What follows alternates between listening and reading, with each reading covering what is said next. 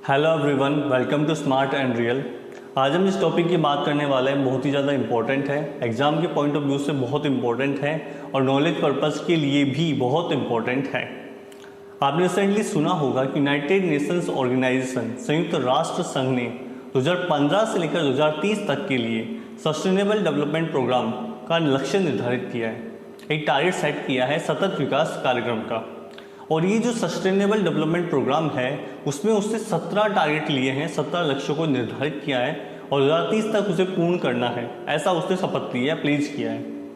इन लक्ष्यों में गरीबी को पूरे विश्व से मिटाना, eradication of poverty from the world एक लक्ष्य है। लेकिन इन लक्ष्यों को प्राप्त करने के लिए, इन लक्ष्यों को कंप्लीट करने के लिए जिस तरह के प्रोग्राम्स और फंड्स यूनाइटेड नेशंस ऑर्गेनाइजेशन द्वारा संचालित किए जाते हैं या चलाए जाते हैं, उन सब की बारे में आज हम डिटेल से पढ़ेंगे कि वो कौन से फंड्स और प्रोग्राम्स हैं जिसको यूज करके, जिसको चला करके यूनाइटेड नेशन ऑर्गेनाइजेशन इन लक्ष्यों को निर्धारित कर कंप्लीट करने वाला है। और भी तरह के लक्ष्य यदि हैं तो उन्हें निर्धारित करने में इसकी खास अहमियत रहती है। बात करते हैं फंड्स एंड प्रोग्राम्स की। तो ये फंड्स एंड प्रोग्राम्स आए कहाँ से? यूनाइटेड नेशंस ऑर्गेनाइजेशन संयुक्त राष्ट्र संघ का जो अभिन्न अंग है, जो सबसे मुख्य अंग है, जनरल असेंबली, महासभा जिसे कहते हैं, उसमें यूनाइटेड नेशन चार्टर पे संशोधन होता है, उस पर डिबेट होती है, चीज़ें होती है। यूनाइटेड नेशन चार्टर जो है, संयुक्त राष्ट्र चार्टर है, उस पर किसी तरह का रेजोल्यूशन हुआ, संशोधन हुआ, उस पर काम किया गया और सस्टेनेबल डेवलपमेंट प्रोग्राम निर्धारित किया गया है। और उसी चार्टर में एक्ट करके ये निर्धारित किया गया कि कुछ फंड्स और कुछ प्रोग्राम्स चलाए जाने चाहिए ताकि हमारे टारगेट बहुत स्पीड से आगे बढ़े। कुछ पर्टिकुलर ऐसे ऑर्गेनाइजेशन या छोटे ऑर्गेनाइजेशन बनाए जाएं जिसकी फंडिंग हम करेंगे, जो हमारे अकॉर्डिंग काम करेंगे, हमारे लिए प्रोग्राम किए जाएंगे और उसका सीधा सीधा टारगेट एक ही होगा कि हमारे टारगेट्स ये पूरे करने में हमारी मदद करें। जानते हैं कौन कौन से वो फंड्स और प्रोग्राम्स हैं जिसे यूनाइटेड नेशन ऑर्गेनाइजेशन ने स्टार्ट किया है। पहला है UNDP, United Nations Development Programme, संयुक्त राष्ट्र विकास प्रोग्राम, UNDP। आप इसका लोगो देख सकते हो, UNDP का लोगो एकदम यूनिक है। सबसे पहले इसने यूनाइटेड नेशन ऑर्गेनाइजेशन का लोगो ऊपर की तरफ दिया है और नीचे UNDP को 4 सेट्स में डिवाइड किया है। हेडक्वार्टर की बात करें तो न्यूयॉर्क शहर, यूनाइटेड स्टेट ऑफ अमेरिका का इसका हेडक्वार्टर है। फॉर्मेशन की बात करें तो 22 नवंबर 1965 को इसका फॉर्मेशन हुआ, इसका स्थापना हुआ। आज ये पूरे 177 देशों में काम कर रहा है। पहले चेयरमैन की बात करते हैं, इसके डायरेक्टर बोल सकते हैं या चीफ एग्जीक्यूटिव बोल सकते हैं। इसके पहले चीफ एग्जीक्यूटिव या हेड एग्जीक्यूटिव कौन थे? तो वो थे पॉल जी हॉफमैन। पॉल जी हॉफमैन जो यूएसए से हैं, मतलब यूएसए से थे और 1966 से 1972 तक इन्होंने काम किया, कार्यभार संभाला, इस सीट पर रहे। आप चेहरा देख सकते हो पॉल जी हॉफमैन कैसे दिखते हैं। अभी की बात करें तो वर्तमान में इसके चीफ एग्जीक्यूटिव हैं एकिम स्टीनर। एकिम स्टीनर जो 2017 से 2022 तक रहने वाले हैं, ब्राज़ीलियन जर्मन है, मतलब ब्राज़ील में पैदा हुए और जर्मनी में आगे नागरिकता ली, तो ये बने ब्राज़ीलियन जर्मन। चेहरा देख सकते हो एकिम स्टीनर का, जो वर्तमान में यूनाइटेड नेशन डेवलपमेंट प्रोग्राम के चीफ एग्जीक्यूटिव हैं। ये एग्जाम का क्वेश्चन बन सकता है कि अभी के टाइम पे संयुक्त राष्ट्र विकास जो प्रोग्राम है उसके चीफ एग्जीक्यूटिव कौन है, मुख्य कार्यकारी अधिकारी कौन है? नाम है एकिम स्टीनर। पर्पस की बात करते हैं कि यूनाइटेड नेशन डेवलपमेंट प्रोग्राम किन उद्देश्यों को लेकर के बनाया गया, मतलब ऐसा क्या सोचा उन्होंने, कौन से पर्पस लिए कि यार इसको बनाना है, क्यों बनाया इसको?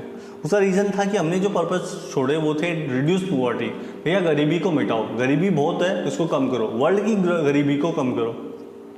और संयुक्त राष्ट्र संघ जो है उसने जो सस्टेनेबल डेवलपमेंट प्रोग्राम, सतत विकास प्रोग्राम लिया है, उसमें 17 लक्ष्यों में पहला लक्ष्य है पूरे विश्व की गरीबी को 2030 तक खत्म कर देना। मतलब ये मान लो कि यदि संयुक्त राष्ट्र संघ की बात माने तो संयुक्त राष्ट्र संघ सिद्ध कह रहा है कि भाई 2030 के बाद इस विश्व में कोई भी देश गरीब नहीं मिलेगा।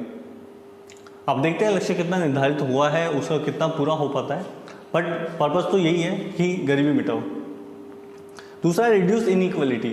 इसका मतलब है कि जो भेद होता है एक आदमी में, एक औरत में, जो भेद होता है काम और वेतन के आधार पर, मतलब यदि दोनों को इक्वल 8 आवर्स की काम दिया जाए तो सैलरी कभी इक्वल नहीं होती। ये एक बेसिक फैक्ट है जो आप देखोगे, और ये दुनिया के 80% देशों में होता है। दोनों को इक्वल आवर्स के लिए वर्क दिया जाए तो दोनों को सैलरी इक्वल नहीं मिलती। उसी तरह आदमी औरत में, लड़के लड़की में जो भेदभाव होता है, जो इक्वलिटी है, चाहे वो बर्थ को लेकर के हो, चाहे वो बिजनेस को लेकर के हो, चाहे वो अपॉर्चुनिटी को, मतलब अवसरों की असमानता जो देखी जाती है, उसे हमें खत्म करना है, क्योंकि हमें डेवलपमेंट करना है। तीसरा है सस्टेनेबल डेवलपमेंट, जिसको लेकर ही ये बने हैं, तो ऑब्वियसली ये तो होना ही है। बात करते हैं इंडेक्स की। एग्जाम के पॉइंट ऑफ व्यू से बहुत इंपॉर्टेंट है। इंडेक्स हर बार पूछे जाते हैं और रिसेंटली इंडेक्स का बहुत वैल्यू होता है, इससे काफ़ी कुछ पता भी चलता है। वर्ल्ड में इस बात का बहुत पता चलता है कि कौन सा कंट्री किस जगह पे है। बात करते हैं यूनाइटेड नेशन डेवलपमेंट प्रोग्राम, संयुक्त राष्ट्र विकास जो प्रोग्राम है वो किस तरह के इंडेक्स जारी करता है। ये दो तरह के इंडेक्स जारी करता है। पहला है ह्यूमन डेवलपमेंट इंडेक्स, इसे मानव विकास सूचकांक भी कहते हैं। इसको जारी किया है 17 दिसंबर 2020 को। पहला देश जिसने इसमें टॉप किया है वो नॉर्वे, और उसके बाद आइसलैंड है सेकंड रैंक पे। इंडिया की रैंक आती है 131, और टोटल 189 देशों ने, 189 कंट्रीज ने इसमें पार्टिसिपेट किया है। अच्छा, इससे का मतलब क्या है? देखो, बहुत सिंपल सी चीज़ है। यदि हम ये कहते हैं कि ह्यूमन डेवलपमेंट इंडेक्स, मानव विकास सूचकांक में नॉर्वे ने टॉप किया है, तो इसका मतलब ये है कि पूरे विश्व की यदि बात करें तो सबसे ज़्यादा जो डेवलप्ड वे में जी रहा है वो है नॉर्वे। यहाँ के लोग अच्छा खाते हैं, अच्छा पीते हैं, अच्छी लाइफस्टाइल मेंटेन करते हैं, अच्छा लिविंग स्टैंडर्ड मेंटेन करते हैं, काफ़ी अच्छी लाइफ जी रहे हैं। इसका मतलब अमीरी गरीबी से नहीं है, इसका मतलब है लोग अच्छे से जी रहे हैं, लोगों की लाइफ अच्छी है, लोगों की लाइफ के जीने का तरीका अच्छा है। औरत और आदमी जो है, वर्थ का जो गैप है वो नहीं है, अवसर इक्वली मिल रहे हैं, सैलरीज इक्वली डिस्ट्रीब्यूट हो रही है, यह है इसका मतलब। दूसरा है जेंडर इनइक्वलिटी या जेंडर गैप रिपोर्ट, जिसे लिंग भेद रिपोर्ट भी कहा गया है, लिंग भेद सूचकांक कहते हैं। इसको जारी किया गया है अप्रैल के महीने में 2021 को, रिसेंटली हुआ है। इसमें टॉप किया है आइसलैंड ने, और इंडिया की रैंक है 140, और कुल मिलाकर 156 देशों ने इसमें भाग लिया है, पार्टिसिपेट किया है। इंडिया की 140 रैंक है, पिछली बार 128 रैंक थी। इसका मतलब साफ साफ है कि इंडिया जो है बहुत पीछे जा रहा है। दिखाई देता है कि इंडिया पूरे के पूरे 12 कदम पीछे चला गया। मतलब पिछली बार से यदि इस बार कंपेयर करें तो इंडिया ने जेंडर गैप, मतलब लिंग भेद बहुत ज़्यादा हो रहा है यहाँ पर, जो कि एक बहुत बड़ी प्रॉब्लम भी है। इंडिया को इस पर काम करना ही पड़ेगा, नहीं तो ये दिक्कत बहुत बड़ी हो जाएगी। लिंग भेद का मतलब मैं पहले ही बता चुका हूँ, अवसरों की असमानता, महिला और पुरुष की संख्या में कमी होना भी एक लिंग भेद ही है, या किसी भी तरह का जो भेदभाव दोनों फीमेल और मेल के बीच में हो सकता है, उस सबको लिंग भेद की कैटेगरी में गिना जाएगा। दूसरा है यूनाइटेड नेशन एनवायरनमेंट प्रोग्राम, संयुक्त राष्ट्र पर्यावरण कार्यक्रम, UNEP का आप लोग देख सकते हो, जहाँ पर इंसान एक बाहें फैला के खड़ा है और प्रकृति को महसूस कर रहा है। बिल्कुल वैसे ही यहाँ पे एनवायरनमेंट की बात की जा रही है, चाहे एनवायरनमेंट ऐसा हो कि सब खुले में मस्त रहें। बात करते हैं हेडक्वार्टर की, नायरोबी कीनिया। बहुत इंपॉर्टेंट सवाल बन सकता है, संयुक्त राष्ट्र पर्यावरण कार्यक्रम का हेडक्वार्टर कहाँ पर है, मुख्यालय कहाँ पर स्थित है? नायरोबी केन्या में है। इसको स्टार्ट किया गया, फॉर्मेशन किया गया, यह स्थापना हुई 5 जून 1972 में इसकी स्थापना हुई। फर्स्ट हेड जो थे, चीफ एग्जीक्यूटिव थे पहले, वो बने थे मॉरिस स्ट्रॉन्ग फ्रॉम कनाडा। देख सकते हो काफ़ी एज है इनकी, फिर भी बहुत स्ट्रॉन्ग हैं, इसलिए कह सकते हैं मॉरिस स्ट्रॉन्ग, जो कनाडा के थे और पहले चीफ एग्जीक्यूटिव बने, मुख्य अधिकारी बने किसके? संयुक्त राष्ट्र पर्यावरण कार्यक्रम, यूनाइटेड नेशन एनवायरनमेंट प्रोग्राम के। अभी के टाइम पे करंट हेड जिसे बोले चीफ एग्जीक्यूटिव हैं, वो एक फीमेल है, नाम है इंगर एंडरसन। इंगर एंडरसन 2019 से आई है और डेनमार्क की है, तो डेनमार्क से संबंधित है। रिसेंट क्वेश्चन बन सकता है कि अभी के टाइम पे who is current chief executive officer of United Nation Environment Programme, या संयुक्त राष्ट्र पर्यावरण कार्यक्रम या प्रोग्राम के जो अभी के टाइम पे मुख्य अधिकारी हैं वो कौन है? तो नाम है इंगर एंडरसन, जो 2019 से अपॉइंट की गई है और डेनमार्क से संबंधित है। पर्पज़ की बात करें तो भैया बहुत सिंपल पर्पज़ है, सस्टेनेबल डेवलपमेंट, जो कि सबसे पहला पर्पज़ लेके चल रहा है यूनाइटेड नेशन ऑर्गेनाइजेशन। हमेशा सस्टेनेबल डेवलपमेंट हर जगह चिपकेगा, ये तो होगा ही। दूसरा है एनवायरनमेंट प्रोटेक्शन, नाम से ही साफ साफ समझ में आ रहा है कि एनवायरनमेंट को प्रोटेक्ट करना है, जिससे पर्यावरण को बचाना है। तीसरा है क्लाइमेट चेंज कंट्रोल एनालिसिस, इसका मतलब है कि क्लाइमेट में जब चेंज हो रहा है, देखो क्लाइमेट में चेंज का सीधा सीधा इफेक्ट दो चीज़ों से, पहला ग्रीन हाउस गैसेज और दूसरा CO2 एमिशन। मतलब कार्बन डाइऑक्साइड जितना ज़्यादा एनवायरनमेंट में होगा ये क्लाइमेट को उतना चेंज करेगा, दिक्कतें बढ़ाएगा। दूसरा है ग्रीन हाउस गैसेज, जिसके बारे में स्पेशली बात होती है कि मीथेन का बहुत ज़्यादा लीक हो रहा है, बहुत ज़्यादा फैल रही है, कार्बन डाइऑक्साइड बहुत फैल रही है। ये सब जो SO2 NO2 एसिड रेन, ये सब जो चीज़ें आती है वो सब पर्यावरण को डिस्टर्ब करने की चीज़ें हैं। तो इन सब पे ध्यान रखना है कि ज़्यादा फैक्ट्रीज CO2 रिलीज तो नहीं करी है एनवायरनमेंट में। पता चल रहा है कि प्रोग्राम तो बना रहे हो, इंडस्ट्री बना रहे हो, न्यूक्लियर वेपन बना रहे हो और इतना एमिशन कर रहे हो, CO2 की जीना दुर्लभ हो रहा है। तो ये चीज़ें नहीं होनी चाहिए। पॉल्यूशन रिडक्शन, पॉल्यूशन में जितने भी व्हीकल्स चलते हैं जो स्पेशली डीजल पेट्रोल से ओरिएंटेड होते हैं, वो सब बहुत अच्छे लेवल पे पॉल्यूशन क्रिएट करते हैं। इंडिया में देखें तो दिल्ली सबसे बड़ा टॉप है पॉल्यूशन के मामले में। तो ये सब चीज़ें हैं, इन सबको रोकने का काम है UNEP का। रिपोर्ट्स की बात करें तो UNEP स्पेशली 2 रिपोर्ट जारी करता है जो बहुत ज़रूरी है, इंपॉर्टेंट है। पहली रिपोर्ट है ग्लोबल एनवायरनमेंट आउटलुक रिपोर्ट, जो 2021 में रिसेंटली जारी की गई है, ग्लोबल एनवायरनमेंट आउटलुक रिपोर्ट।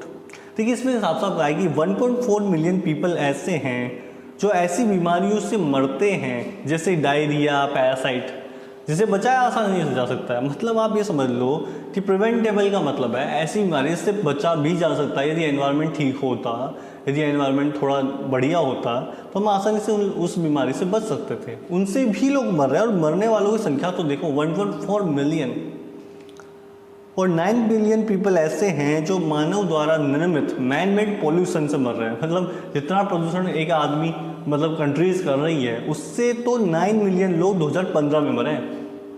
अकेले एक साल के अंदर 2015 में रिकॉर्ड आया कि 9 मिलियन लोग तो इसलिए मर गए कि आपने पॉल्यूशन इतना फैला रखा है, सांस नहीं ले पा रहे लोग आसानी से।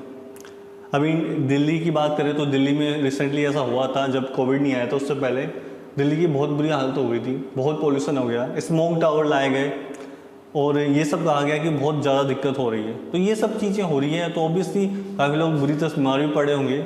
इससे एज भी डिक्रीज होती है, ब्रेन लेवल भी डिक्रीज होता है, काफ़ी सारी प्रॉब्लम्स होती हैं। तो ये नहीं होनी चाहिए। एमिशन गैप रिपोर्ट की बात करें तो 1.4% green house gas emission per year. इसका मतलब है हर साल भैया 1.4% गैस एमिशन कर रहे हो, तुम हर साल कर रहे हो, ये नहीं होना चाहिए। और 1.5 degree centigrade green recovery rapid action का सीधा सीधा मतलब है कि ग्लोबल वार्मिंग हो रही है, और ग्लोबल वार्मिंग यदि हो रही है तो इससे दिक्कत होने वाली है। महासागरों का उच्च स्तर हो जाएगा, ओशन का लेवल बढ़ जाएगा, छोटे छोटे आइसलैंड तो पानी में डूब जाएंगे और बहुत दिक्कतें हो जाएगी। तो इस चीज़ से बचने के लिए हमें एक टारगेट लिया कि भैया हर सदी में, एक सेंचुरी में ही ले लो, 1.5 डिग्री सेल्सियस से ज़्यादा टेम्परेचर नहीं बढ़ने देंगे ग्लोबल का। वैश्विक उष्मीकरण नहीं होना चाहिए, 1.5 डिग्री सेल्सियस टेम्परेचर एक सेंचुरी का भी होना चाहिए, इससे ज़्यादा नहीं बढ़ना चाहिए। तो बड़ी थर्ड नंबर पे जो आता है वो है UNFPA, United Nations population fund. इसका लोगो आप आसानी से देख सकते हो कि यहाँ पर पॉपुलेशन की बात कही है कि लोग इक्वली डिस्ट्रीब्यूटेड रहें, सही तरीके से अरेंजमेंट हो, कम लोग हो तो बेटरमेंट होगा, डेवलपमेंट बड़ा आसानी से होगा। हेडक्वार्टर है New York USA।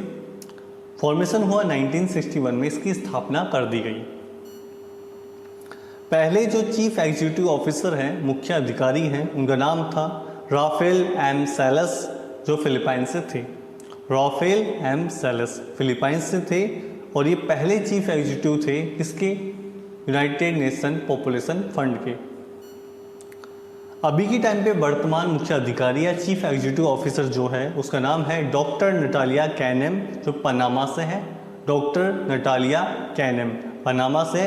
Recently important question बनता है क्योंकि रिसेंटली आई है सीट पे, तो इम्पोर्टेंट बनता है कि हाल ही में संयुक्त राष्ट्र संघ द्वारा संचालित programme UNFPA, United Nation Population Fund की चीफ एग्जीक्यूटिव ऑफिसर कौन है? डॉक्टर नटालिया कैनेम है, जो पनामा से है। पर्पज़ की बात करें, पॉपुलेशन की बात है तो एक ही पर्पज़ है, पॉपुलेशन कंट्रोल करो, जो जिंदा है उनको बचाए रखो, उन्हें अच्छे से जनरेट होने दो, मृत्यु दर कम हो, मतलब डेथ रेट कम हो, बर्थ रेट भी कंट्रोल में हो, यही पॉपुलेशन के पर्पज़ होते हैं। बात करते हैं पहले की, सेफ प्रेगनेंसी एवं डिलीवरी, मतलब प्रेगनेंसी सेफ हो और डिलीवरी सेफ हो, आराम से सेफ बर्थ हो, सेक्सुअल हेल्थ अच्छी रहे लोगों की, और birth and death rate control, मतलब बर्थ रेट को नियंत्रित करना है, कंट्रोल करना है, और डेथ रेट को कम करना है। फ्री में ही कोई एवे ही ना मर जाए बीमारी से, बीमारी हुई और गया। थोड़ा मेडिसिन फैसिलिटी अच्छी होनी चाहिए, हर चीज़ अच्छी होनी चाहिए ताकि डेथ रेट को नियंत्रित किया, कम लोग मरे, जो नेचुरली मरे। मतलब बेसिक बात यह है कि बीमारियों से ना मरे, अचानक से हार्ट अटैक आ गया, कुछ भी ऐसा इश्यू ना रहे, लोग कंट्रोल वे में लाइफ जिए, एनवायरनमेंट भी प्रोटेक्ट रहे, मेडिकल फैसिलिटी भी अच्छी रहे और बाकी सब अच्छा रहे। यही हिसाब किताब यहाँ का। एक रिपोर्ट है, बहुत ही इंपॉर्टेंट रिपोर्ट है, जहाँ से देखिए state of world population report 2021 एक रिपोर्ट जारी करता है UNFPA। टाइटल रखा है my body is my own. यहाँ क्वेश्चन बनता है my body is my own, ये टाइटल किसका है या किसका ये टाइटल है? रिसेंटली दोनों से रैंडमली कोई क्वेश्चन बन सकता है। की फीचर्स की बात करें तो बहुत इंपॉर्टेंट फीचर्स इन्होंने बताया कि 70% कंट्रीज जो ऐसी है जो मैटरनिटी केयर, मतलब जब माँ किसी बच्चे को जन्म देती है तो बच्चे के जन्म देने से पहले 9 महीने जब उसको पालती है, उस वक्त या बच्चे के जन्म होने के बाद इस पूरे 1.5 से 2 साल जो हैं, इसमें केवल 73% देश हैं जो माँ का ध्यान रखते हैं, मैटरनिटी केयर करते हैं। 80% कंट्री ऐसे हैं जो सेक्सुअल हेल्थ से रिलेट करते हुए लॉ बनाते भी हैं और उसे मानते भी हैं। बाकी 20% को सेक्सुअल हेल्थ से कोई मतलब ही नहीं है। 56% कंट्री ऐसे हैं जिनमें सेक्स एजुकेशन को लॉ के तौर पे दिया गया है, सेक्स एजुकेशन दी जाती है और उससे रिलेट करते हुए लॉ भी बनाया गया है। ये डेटा है पूरे वर्ल्ड का जो बताता है कि बर्थ रेट को कंट्रोल करना, पॉपुलेशन को कंट्रोल करना, सेक्सुअल हेल्थ के बारे में लोगों का कितना % इस पर इन्वॉल्वमेंट है, कितना ध्यान दिया जाता है, कितने लोग इससे अवेयर हैं। चौथे नंबर पे आता है UN Habitat, United Nations Human Settlement Programme की बात करते हैं। UN हैबिटेट जिसे बोला जाता है, लोगों आप देख सकते हो, हैबिटेट मतलब लोगों का रहन सहन, लोग रहते कैसे हैं, घरों की बात करते हैं। हैबिटेट का मतलब निवास होता है, सिंपल टर्म में यदि देखें तो निवास होता है, मतलब आप रहते कैसे हो, किस घर में रहते हो, किस तरह से लाइफ जीते हो। हेडक्वार्टर है नायरोबी केन्या, फॉर्मेशन हुआ 1978 में। वर्ल्ड हैबिटेट डे यदि बात करें तो हर साल अक्टूबर के महीने का पहला मंडे वर्ल्ड हैबिटेट डे, विश्व निवास या आवास दिवस के तौर पर माना जाता है। वर्ल्ड हैबिटेट डे अक्टूबर महीने का पहला मंडे। बात करते हैं मेंबर इंस्टीट्यूट की, तो देखो जो UN हैबिटेट है उसके अंदर मेंबर इंस्टीट्यूट्स हैं 2, जो दोनों के दोनों एरेसमस यूनिवर्सिटी रोटरडैम है, एक नीदरलैंड के अंदर एक यूनिवर्सिटी है जिसका नाम है एरेसमस यूनिवर्सिटी रोटरडैम के अंदर।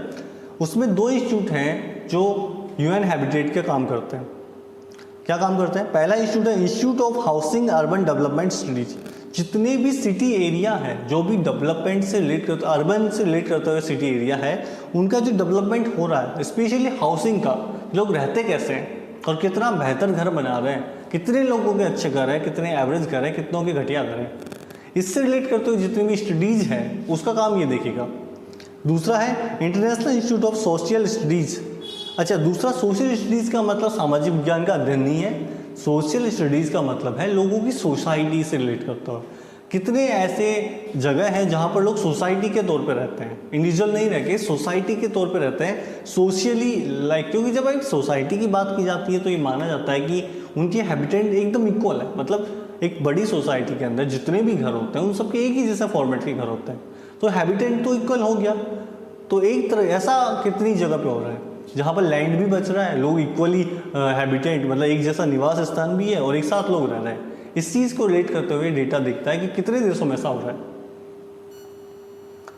फर्स्ट हेड एग्जीक्यूटिव की बात करें तो पहले चीफ अधिकारी या मुख्य अधिकारी है एरकोट रामाचंद्रन, जो कि इंडिया से हैं। एरकोट रामाचंद्रन ये आदमी नहीं है, ये बहुत ही बड़े सुपरमैन हैं इंडिया से, ये मान लो। ये सिविल इंजीनियर रह चुके हैं, साइंटिस्ट भी बन चुके हैं और इन्होंने अवार्ड्स की तो भरमार कर रखी है। पहला अवार्ड इन्होंने 2003 मतलब इंडिया से जो अवार्ड मिला 2003 में मिला, पद्म भूषण अवार्ड, जो कि इंडिया का सबसे ऊंचा अवार्ड है, पद्म भूषण, जो 2003 में भाई साहब ने पा लिया था। World Federation of Engineering Organization 2005 में इन्हें अवार्ड देती है। World Federation of Engineering Organization जो पूरे इंजीनियरिंग वर्ल्ड की बात कर रहे हैं उसको जो अवार्ड देती है वो है World Federation of Engineering Organization. उन्होंने इन्हें अवार्ड दिया 2005 में। हीट ट्रांसफर मेमोरी अवार्ड 1986 में यूएसए ने दिया मैकेनिज्म को लेकर या मैकेनिक्स को लेकर के। 1986 में हीट ट्रांसफर मेमोरी अवार्ड इन्हें दिया गया। वर्ल्ड हैबिटेट ट्रॉफी यूके ने दी। वर्ल्ड हैबिटेट ट्रॉफी यूके ने दी 1995 में। वर्ल्ड हैबिटेट ट्रॉफी यूके ने दी है हाउसिंग डेवलपमेंट को लेकर के। ये भाई साहब सिविल इंजीनियर हैं तो इन्होंने इस तरह के घर डिज़ाइन किए जो यूके वालों को बहुत पसंद आए। इससे हाउसिंग कॉलोनी बहुत अच्छी दिखी या जनरेट हुई, इसलिए उन्हें अवार्ड दे दिया कि सर लो वर्ल्ड हैबिटेट ट्रॉफी, वर्ल्ड में तुमने हमें बहुत अच्छा काम करके दिया है। ये तो 4 अवार्ड मेजर है, इसके अलावा इनके पास बहुत माइनर अवार्ड्स हैं, बहुत ही ज़्यादा पहुँची हुई चीज़ है। और ये इंडिया के कर्नाटका से संबंधित है। इंडिया के कर्नाटका शहर से ये संबंधित है। सवाल सीधे बन सकता है कि जो पहले चीफ एग्जीक्यूटिव इनका नाम क्या है, तो अर्कोट रामाचंद्रन। इंडिया में किस शहर से संबंधित है? कर्नाटका से। इतने नाटक कर दिए भाई इन्होंने, कर्नाटका से ही संबंधित होंगे और कहाँ से होंगे। और अवार्ड्स की बात करें तो पद्म भूषण 2003 में ले गए और वर्ल्ड इंडिया और इंटरनेशनल अवार्ड भी काफ़ी ज़्यादा इन्होंने लिए। हाँ, ये पहले इंडियन शख्स हैं जिनको वर्ल्ड हैबिटेट ट्रॉफी मिली है, ये भी एक रिकॉर्ड बनता है इंडिया। करंट हेड एग्जीक्यूटिव की बात करें तो नाम है मैमुना मोहम्मद शरीफ। मैमुना मोहम्मद शरीफ जो कि मलेशिया से हैं। पहली एशियन वुमेन है जो यूनाइटेड नेशन हैबिटेट की हेड बनी है, चीफ एग्जीक्यूटिव बनी है। पहली एशियन वीमन है, मलेशिया से संबंधित है। वर्तमान में ये अध्यक्ष है यहाँ की और नाम है मैमुना मोहम्मद। चेहरा देख सकते हो, बड़ी खुशी मिल रही है, पहली एशियन वीमन बनती इनको। ये बहुत रिसेंट क्वेश्चन बन सकता है, इंपॉर्टेंट है। एम्स की बात करते हैं कि भैया यूनाइटेड हैबिटेट के एम्स क्या है, क्या चाहता है ये। तो एम्स है एडिक्वेट शेल्टर फॉर ऑल, मतलब हर आदमी कम से कम एक अच्छे खासे घर में तो रहे। पता चले घर का हालत ही ख़राब है, ज़्यादा 2 लोग ज़्यादा के आगे घर ही चला गया या बारिश हुई तो पूरा घर बह रहा है। घर अच्छे होने चाहिए, ठीक ठाक तो होने ही चाहिए। दूसरा ह्यूमन सेटलमेंट डेवलपमेंट, मतलब ह्यूमन सेटलमेंट का सीधा सेंस होता है कि ऐसा घर, इसके बाहर पार्क हो, जगह हो प्रॉपर, अच्छा एनवायरनमेंट हो, एक प्रॉपर वे में सेटल हो, उसे सेटलमेंट कहा गया। लाइफ का सेटलमेंट होना नहीं है कि करियर बनाओ नौकरी लगो, वो अलग चीज़ है।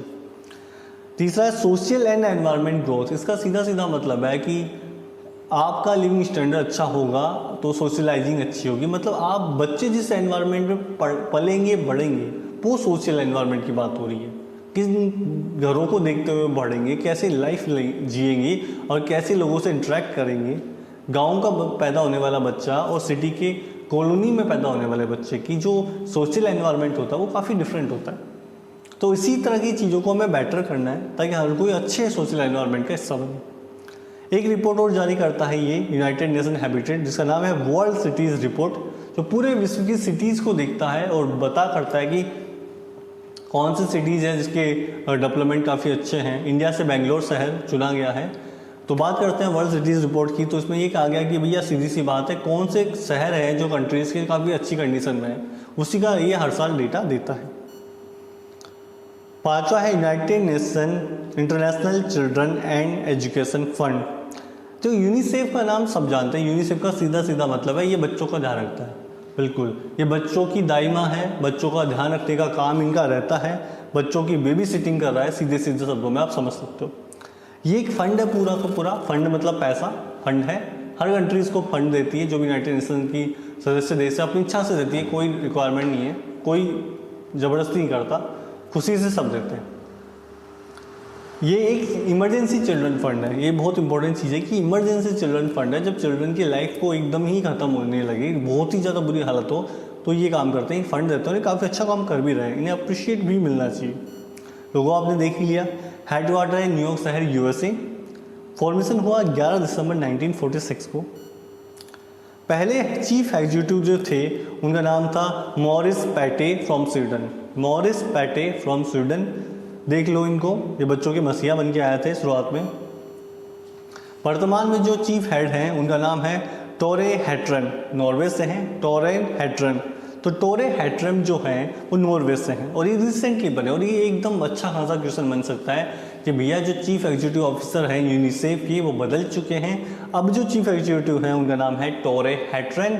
बहुत ही ज़्यादा इंपॉर्टेंट क्वेश्चन है, ये 2021 में ही आए हैं, इसलिए इनके बारे में काफ़ी लोगों को पता भी नहीं, ये अपडेट हो चुका है। अब है Tore Hattrem chief executive of UNICEF.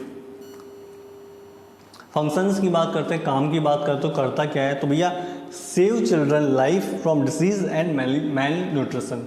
मतलब बात यह है कि जो बच्चे हैं उनको बीमारियों से बचाओ और कुपोषण से बचाओ।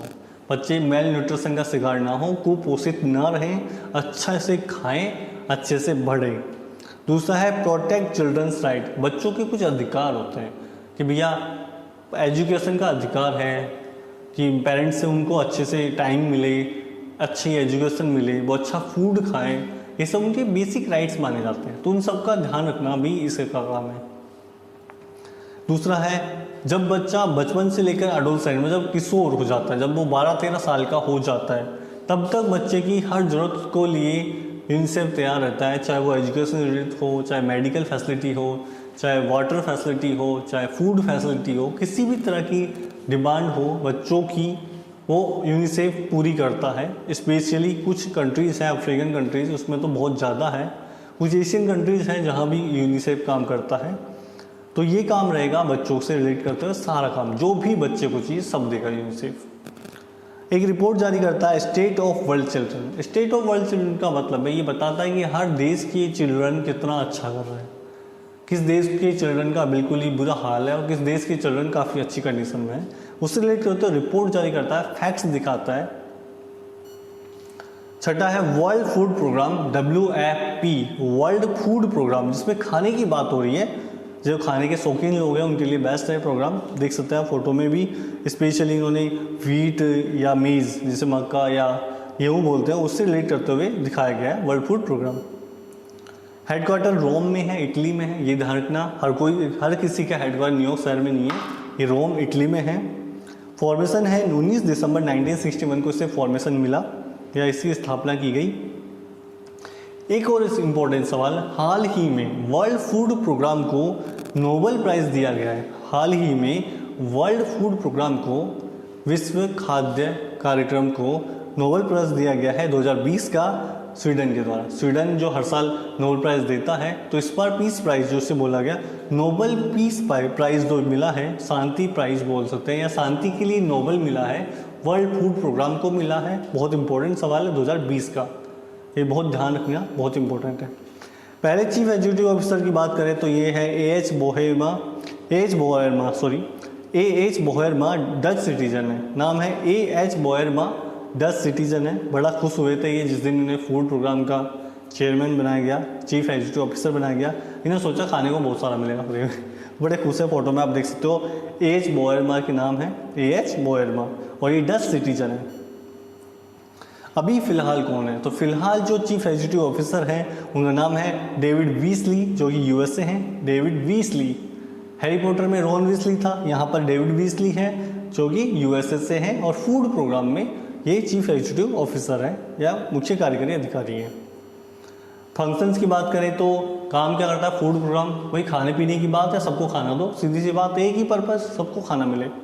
नंबर 1, इरेडिकेट हंगर, भूख को मिटाया जाए।